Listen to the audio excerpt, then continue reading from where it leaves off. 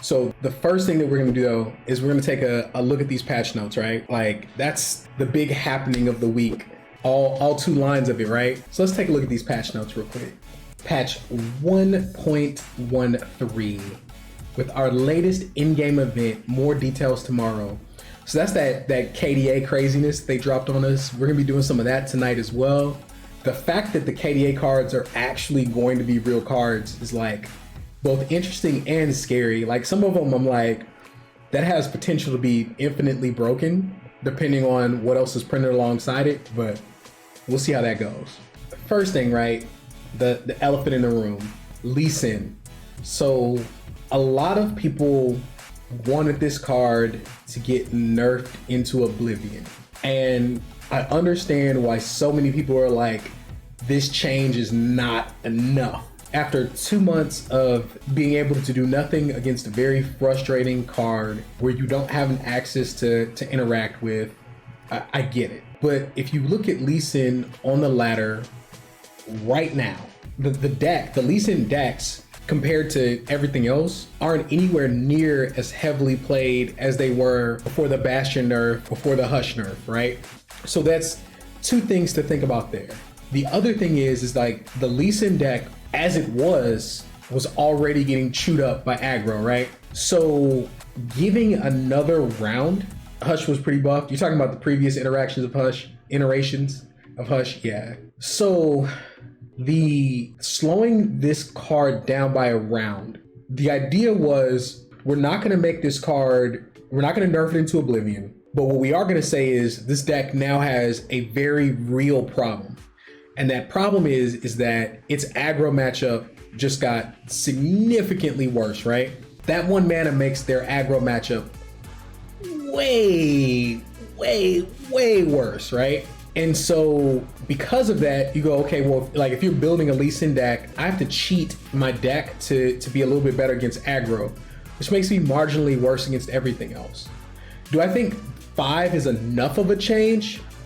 It's probably a step in the right direction. It probably needs to be 6, or they probably need to change the interaction with the overwhelm from the Zenith Blade, because even if the thing just didn't hit me twice and kill me in 1 attack, that would be enough, right? I don't know if that mana is enough to prevent this card from being just miserable to play against. That's my take on that. The thing is that Lee isn't really played a turn 4, so the 1 mana doesn't really mean anything. If anything, it's stronger because of the +1 health. Yep.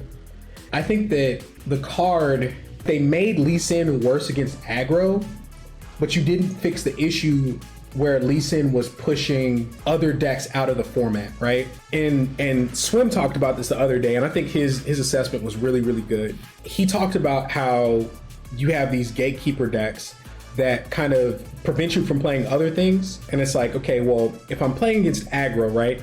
Everything I do, for example, let's take Deep, right? Y'all know I've been working on Deep for weeks now, trying to find the best iteration of Deep. Everything I do in Deep to make me better against aggro makes me worse against Lee Sin. Everything I do in a deck to become better against a Trundle deck, for example, makes me worse against Lee Sin. What happens is like, it makes grinding the ladder really miserable, right? Because it becomes a matter of, okay, well, I just need to hit 20 games in a row of mostly, or 25 games in a row of mostly things that I can deal with, and I accept my auto losses, and it turns it into a rock, paper, scissors meta, which is very unhealthy for any game. Very unhealthy. The other thing is, I don't think that this is the final Lee Sin change. I also agree with incrementally changing something, because remember, in 2 more weeks, we're gonna get another balance patch. So huge changes that last for long periods of time are bad. I'm okay with an incremental change, because there's the other side of the argument. And that other side of the argument is what if I am a free-to-play player and I grinded really hard, and I got on Mogwai's stream and he said the strongest thing you can be doing right now is Lee Sin. So I spent all my wild cards on Lee Sin, Zed, and every card that's in that deck. And then 3 weeks after I spent every wild card I own building a deck, Riot was just like, yeah, so we messed this one up, so we're gonna make it cost 8, and we'll see how that does. And we know that takes it out of the format, and you're not gonna get another balance patch for 5 months. Think about that, chat. Like, if you're that guy, you like never play this game again, and that's unhealthy for the community, which is what a lot of people experienced in Magic. Like, they had an entire set that was still in print in real life and paper this year, and they had to errata the entire primary mechanic of the set. And when they did that, like, cards that were $70 and $80 in real life dropped to like $1. Imagine if you're like Timmy at like your local gaming store, and then like you bought that stuff and then the next day it's just gone. So I'm okay with the incremental change. We'll see how it performs. They need to do something about its ability to double strike you in one turn. Because the real culprit was, by the way, chat, the real culprit was never Lee Sin. The real culprit is Zenith Blade. Just so you guys know, name something else in the game that gives Overwhelm permanently on a spell. So the real culprit was Zenith Blade, and it draws more copies of itself, and it gives permanent stats buffs. Like, it's like 5 abilities on one card that cost 3 mana. I don't care if it's slow speed. If you take that away, then it wouldn't be the same issue. If, you know, somebody said that, oh, well, if when he triggers the Dragon Rage, if it removed him from combat, so he didn't double strike, that would also be okay. And then you leave Zenith Blade alone, and then when the threats are gone, so it grinds you down similar to the way Tom does. So it grinds you down and then attacks through itself individually. All of those things make sense. So I don't know if this change is enough, but it's a step in the right direction. And I think this just got significantly worse against all things aggro. But that deck was already bad against aggro, so we'll see. Now, Make It Rain. This was an easy one. Makes sense to me. It was the best sweeper in the game. It made it so you couldn't play aggro against aggro, right? Like, you couldn't play a unit-based deck against a unit-based deck, which was crazy to me, right? But you couldn't, because they would put Dreadway Deckhand into play, have a Powder Keg, and then just like kill your entire board for 4 mana. Like, it was too much. So I'm good with this. And also too, think they had like access to 5 copies of Make It Rain. They play Misfortune, and then the other 2 Misfortunes turn into Make It Rain. So now they have 5 of this overpowered spell in their deck, plus Powder Kegs. I get it. This is an easy one.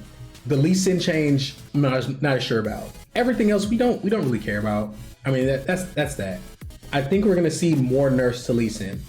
Lee is also super overtuned. Barrier, Challenger, Recall, all of that in a 3/5 body. Yeah, I mean, and it's all the little details too, right? Do you know one of the things I hate the most about Lee Sin? Very similar to something I hate about Make It Rain. So his champion spell, I built an entire deck that's designed to trigger Lee Sin, right? And then my extra copies of Lee Sin turned into 2 spells that triggered Lee Sin. Like, it's too many abilities on one card. If you took his champion spell and changed it, like little tweaks like that would completely change that deck's ability to consistently kill you. Extremely overtuned. I agree with that. But I do think I agree with the change. Like, it's a change in the right direction. Not sure if it's enough. Something I do want to point out, they did say that this is just like a kind of like a hot fix. They said patch 1.14 in 2 weeks will be one of our larger mid-expansion updates. Those changes will focus mostly on small improvements for several foundation set champions. So a lot of the champions that came out when the game was first introduced that are now underpowered, as well as some nerfs aimed at ensuring metagame health is in the lead up to the first seasonal tournament in December. I don't think that Riot is going to allow the meta to be unhealthy going into their $10,000 cash prize tournament in December. They do way better than that, right? They're just a better run company than that, and they care too much about their game.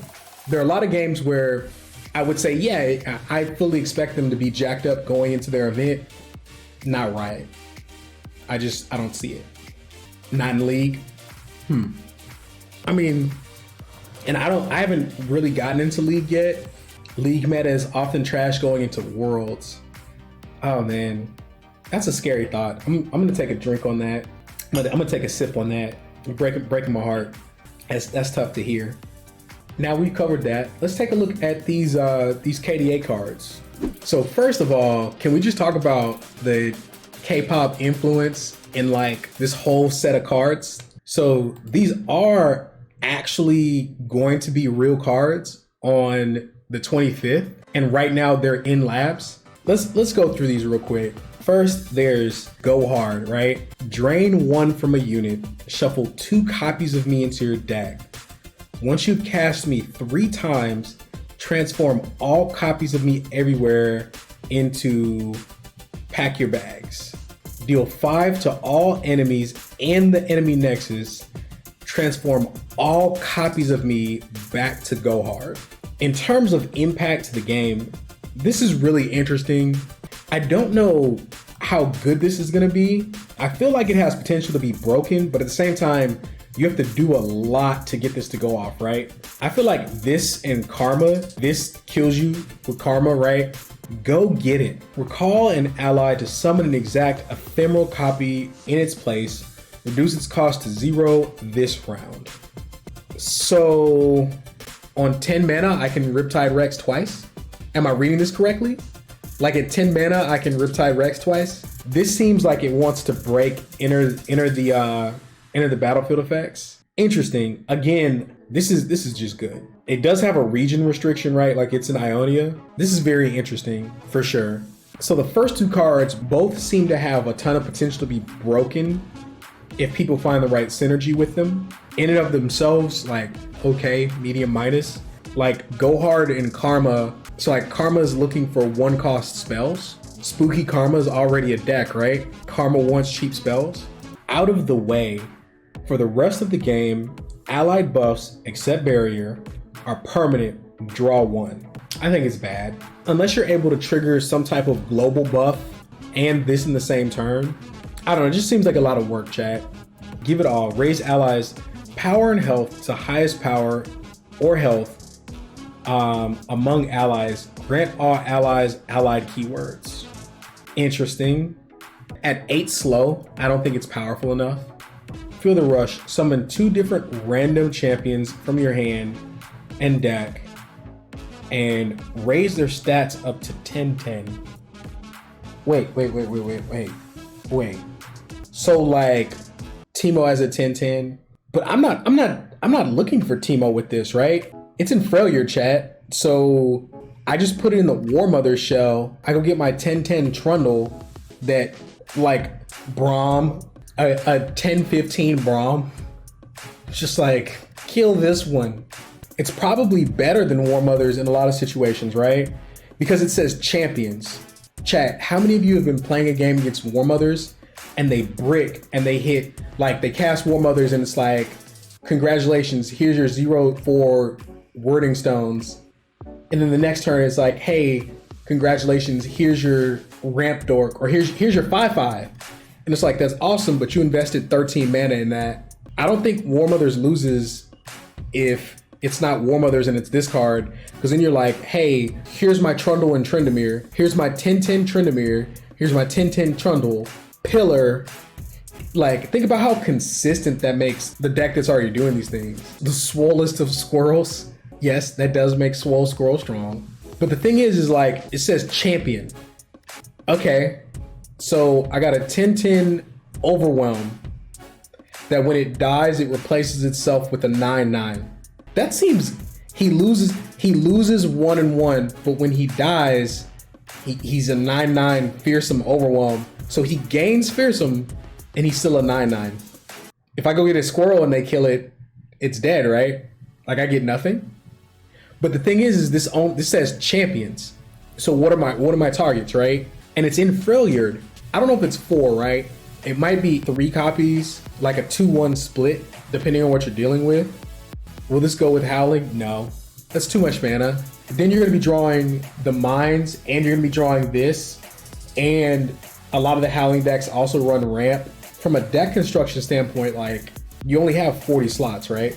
But as a strict swap to War Mothers, like War Mothers loses after they get the War Mothers off and they brick. So this is consistency in that deck, which is really scary. But no, I don't think it'll go with Howling. It'll probably be like a 3 copy 2-1 split is my assessment. All right, chat.